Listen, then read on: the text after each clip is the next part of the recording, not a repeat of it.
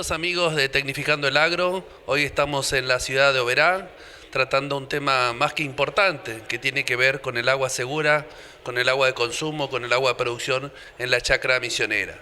Pero tenemos la posibilidad de hablar con el bioquímico magíster Federico Pallés Monzón para que nos cuente un poco. El tema que más me interesó, Federico, fue los alimentos artesanales. ¿Qué ley los está rigiendo en la provincia? Bueno, buenos días a todos.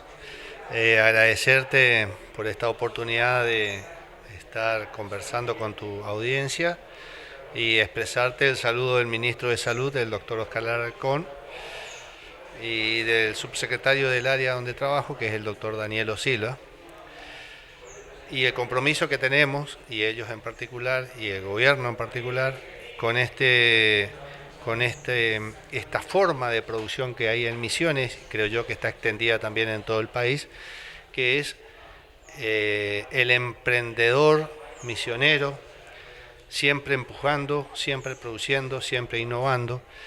Y entonces la provincia ha tomado el gran desafío ya en el 2010 de sancionar y promulgarse la ley 1771, que es la Ley de Alimentos Artesanales, pionera en nuestro país e impulsora de cambios importantes en las legislaciones nacionales, como el Código Alimentario Argentino, con la introducción y la discusión que se sigue dando en este momento sobre una forma de producción extendida en el país, pero no visibilizada por la normativa. Entonces, desde ese momento, con muchos organismos y los que se han ido creando, como en el 2015 la Secretaría de Estado de Agricultura Familiar, el INTA, las escuelas técnicas que tienen mucho que ver y aportar en esto. Hemos ido llevando un modelo de producción del interior de Misiones, de muchas chacras, de muchas casas, de muchos elaboradores, que ponen o acercan alimentos que son necesarios para la población. También en este tema y en esta época de la vida que nos toca vivir, la inocuidad es un tema fundamental, no solamente en la calidad, sino que tenga todas las garantías de que se va a producir. Entra en este tema no solo la producción, sino también dónde y quién produce estos alimentos. Exactamente, y el tema que hoy nos aborda, que es el agua segura en la chacra, no solamente para el consumo, sino para la producción y para el cuidado personal. Es decir, si el agua no es segura, también impacta sobre nuestra piel, sobre nuestros ojos, oídos, sobre todo lo que nos rodea impacta un agua no segura. Entonces, encontrar el formato de cómo disminuir los riesgos de ese agua para un proceso de consumo o de elaboración es lo que hoy nos aborda y lo que nos ha juntado durante mucho tiempo en encontrar caminos alternativos válidos, accesibles sobre todo económicamente, que sea factible llevar a la chacra. Entonces, desde el primer momento, el primer punto que nosotros hacemos hincapié para poder hacer el registro y cumplir con la Ley de Alimentos Artesanales es el agua, que el agua esté segura. ¿Por qué? Porque todo proceso posterior con agua insegura nos lleva a un resultado no deseable. Y en esto vos hablabas de las enfermedades transmitidas por alimentos y las enfermedades hídricas que son frecuentes, pero lo más importante, creo yo, que debemos destacar después de mucho trabajo es encontrar que hay significativas pérdidas económicas en estos productores, en este tipo de producción. Por el desconocimiento de los contaminantes externos o internos o de procedimientos que se pueden introducir en un alimento, y una de esas es el agua de consumo, porque normalmente el agua que consume el productor en una chacra tiene ya su resistencia natural a ese agua, entonces no se ve alterado, él no siente un problema en eso. Pero sí que un agua contaminada transmite al alimento esa condición y produce cambios organolépticos y disminución de la vida útil de ese alimento, con lo cual significa que un consumidor puede haber comprado ese alimento y encontrarse que en su heladera luego se nota la contaminación o está alterado, y con lo cual pierde económicamente el consumidor, empieza una campaña que no le es favorable al elaborador, al productor, y hay pérdidas económicas por todos lados, por el consumidor y por el elaborador. Y esto es significativo, es tan significativo como casi perder un mes de trabajo enterito. Federico, aproximadamente, ¿cuál es la cantidad de salas y cuál es la cantidad de productos que hay en la provincia de Misiones registrados como artesanales? Bueno, en la provincia tenemos casi 250 salas de elaboración registrados y más de 1.300 alimentos artesanales registrados.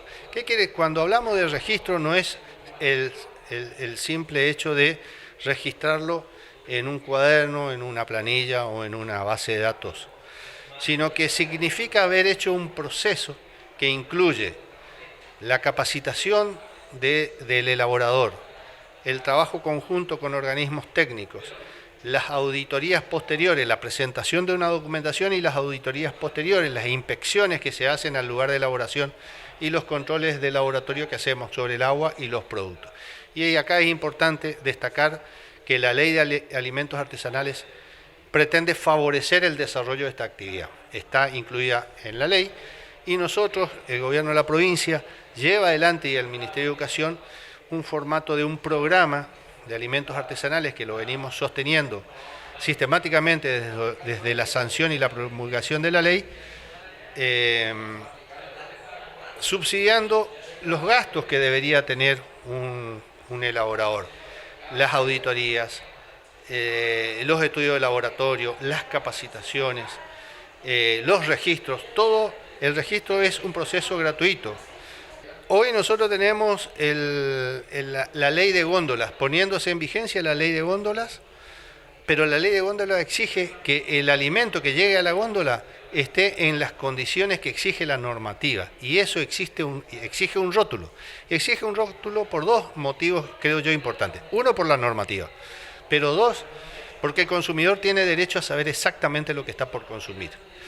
Y esto se puede convertir, como decía hoy, en una pérdida económica para el productor. ¿Por qué? Porque el consumidor que no sepa lo que va a consumir no va a comprar. Entonces debemos entenderlo desde ese punto de vista, que la normativa no solamente es beneficiosa para el consumidor y es exigible para estar en una competencia en una góndola, sino que también es beneficiosa para el elaborador o el productor. ¿Por qué? Porque puede ver aumentada su cantidad de venta, ¿no?, de comercialización.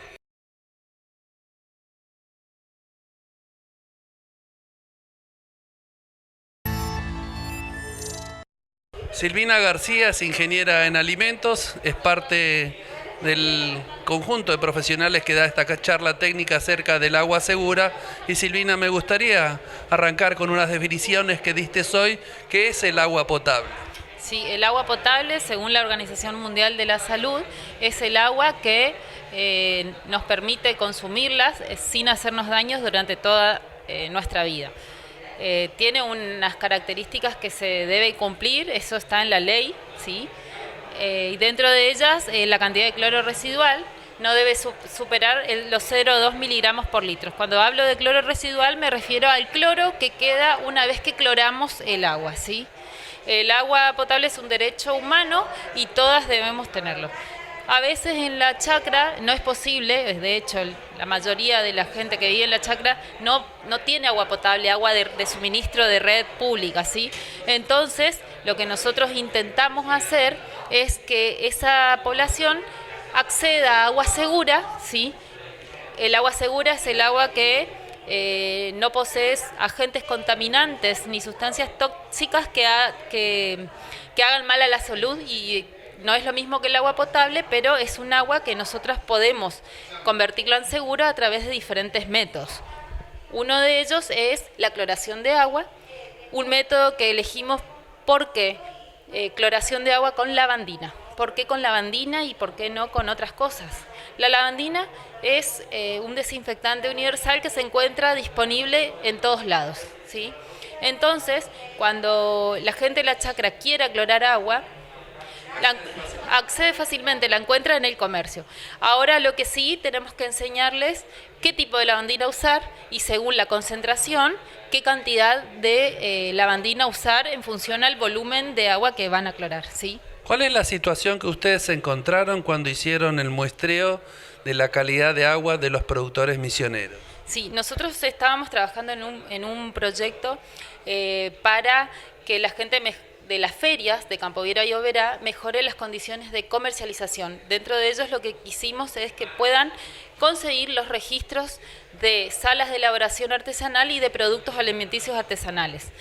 El primer requisito de ello fue que tengan agua potable o segura para poder usar en sus procesos de elaboración. Y nos encontramos que el 100% de estos productores tenían agua con algún grado de contaminación, ¿sí? Generalmente es contaminación bacteriana que se puede tratar fácilmente mediante la cloración. ¿Cuál es el mecanismo que van a proponer hoy para usar de manera correcta y qué tipo de lavandina para tener ese agua segura? El mecanismo, o sea, se desarrolló, adaptó en realidad a un sistema sencillo de un clorador manual. ¿Qué quiere decir? Es un sistema que conectamos antes de que el agua llegue al tanque, ¿sí? Y de forma que se puede clorar el agua desde ahí sin necesidad de subir a los tanques. Proponemos la utilización de lavandinas comerciales sin aditivos, ¿sí?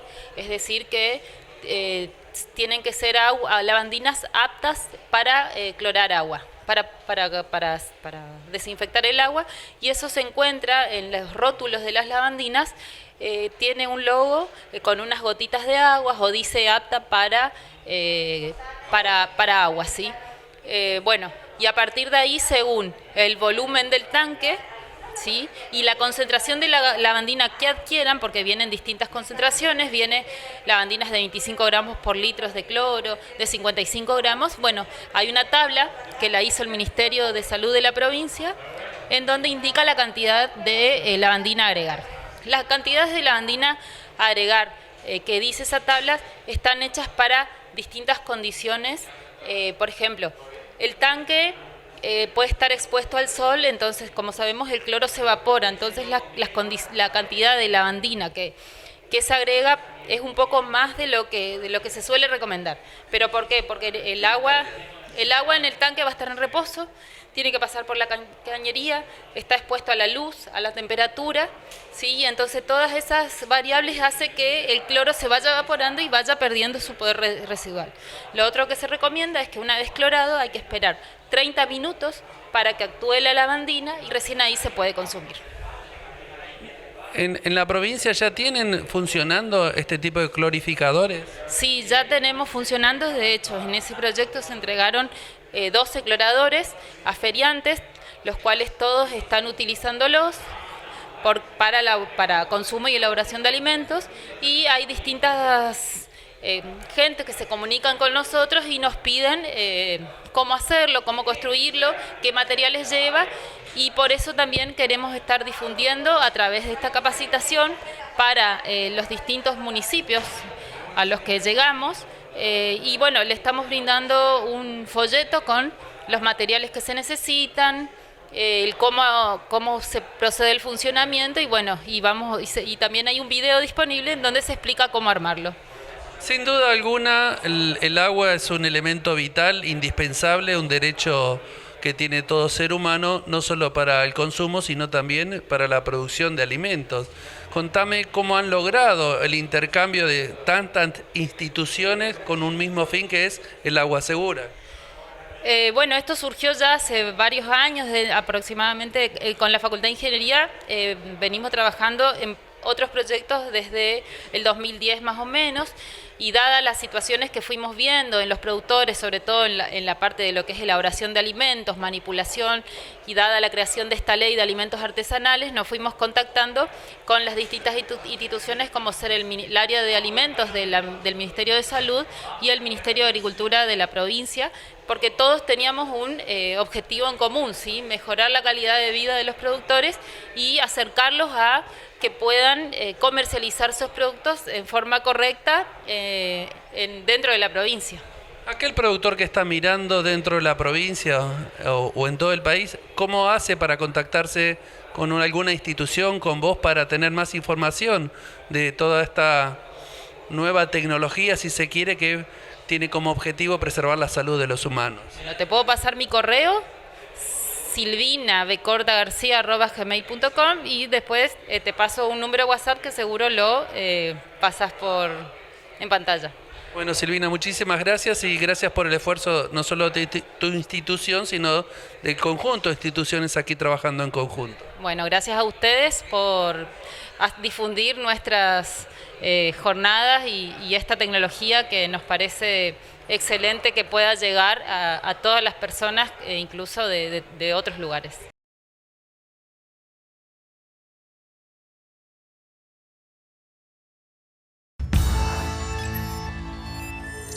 Es un placer para nosotros estar hoy en esta reunión de aguas seguras en las chacras con el intendente, el doctor Carlos Fernández, quien no solo es el anfitrión, sino como médico también su preocupación por este tipo de charlas donde tiene como objetivo la salud de la población.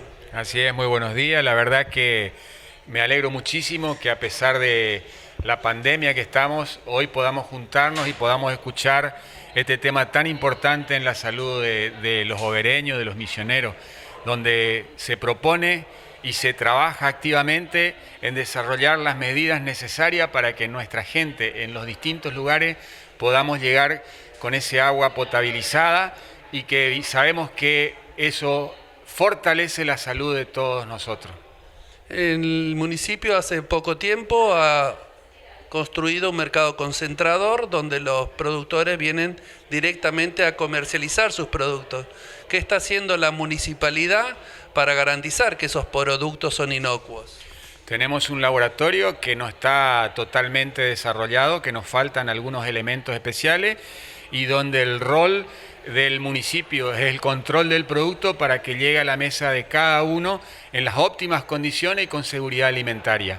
Ese trabajo lo venimos haciendo, como también aquellos que producen artesanalmente desde sus lugares productos que se consumen en conservas, en todo tipo de conservas, desde conservas de lo que se pueda producir con los productos misioneros, la miel y los chacinados y los embutidos, donde desde el municipio hacemos ese control de calidad, controlamos dónde se fabrica, las medidas de seguridad e higiene, y también colocamos el nombre, ayudamos a que pongan un nombre artificial y hasta el código de barra para que pueda llegar a las góndolas de supermercado con todo aquel que quiera consumir ese producto tenga la seguridad de que en Oberá se hacen los controles necesarios.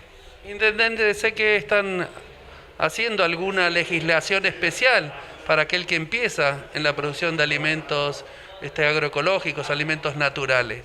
Es así, nosotros estamos trabajando, el código tiene del año 80, donde creemos que es necesario actualizarlo, y en ese sentido todo aquel negocio o emprendedurismo o pyme pequeña que comience a instalarse y que quiera desarrollarse en Oberá, si tenemos el tratamiento está en el Consejo Liberante, los primeros 2 años tenga una excepción impositiva de tasas, los próximos 2 años tenga un 50% del valor de la tasa, y en base a eso ir dándole la oportunidad a que se forme en forma completa, produzca, tenga sus ingresos, compense en esos 4 años, y a partir de ahí, de acuerdo a su facturación, de acuerdo a su venta, de acuerdo al desarrollo de la empresa, comience a tributar las tasas dentro del municipio. Creemos que es un paso importante, y sobre todo en todo lo que estamos aprendiendo en el mundo entero con esta pandemia, creemos que es necesario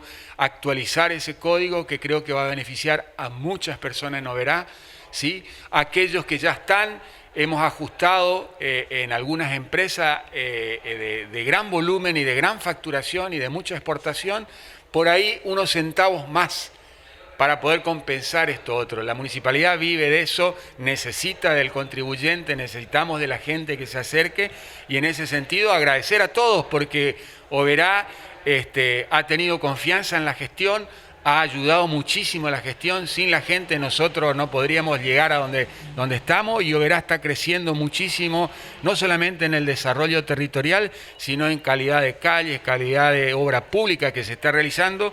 Y hablando de agua segura, creemos que es una obra sumamente importante que soñábamos muchísimo, que es el troncal norte de agua. Es el recorrido completo del troncal va a tener 12 kilómetros y que va a llegar a más de 8.500 familias con agua potable segura a su domicilio. Es una obra que va a traer dificultades en estos próximos 18 meses o 24 meses, pero que mañana cuando abras la canilla y tengas agua de calidad en tu casa, no vamos a olvidar de ese problema y queda todo bajo tierra y arreglado. Así que yo celebro muchísimo, es un sueño y uno de los propósitos nuestros cuando ingresamos a la gestión de proveer agua potable a nuestra gente. Y se está logrando gracias a la ayuda del gobierno provincial, del gobierno nacional. Y agradecer a todo el equipo que trabajó en este proyecto, un proyecto netamente obereño, netamente misionero, a través de la gente que se perfeccionó y que estudió en nuestra universidad. Como jefe comunal y como médico, es imposible que no le pregunte cuál es la situación de la pandemia hoy en nuestra ciudad y cuáles son las recomendaciones que como médico le da a nuestros vecinos. Primero, hablar del humor y de la tolerancia. Creo que debemos seguir respetándonos, primero cuidándonos como persona, pero cuidar al que tenemos al lado, porque tenemos un alza que viene muy lento, pero que se está dando en toda la provincia. Ese alta, estamos hablando de la segunda ola. Ojalá que no tengamos que usar las 40 camas más de terapia que tenemos en nuestra ciudad, porque significaría que no tuvimos los cuidados nosotros. Tenemos la esperanza, tenemos las herramientas de la vacuna, lentamente, pero en Oberá se están haciendo entre 700 y 800 dosis de vacunas diarias, lo cual es un promedio muy importante y muy interesante, pero dependemos de cuántas vacunas llegan a la provincia.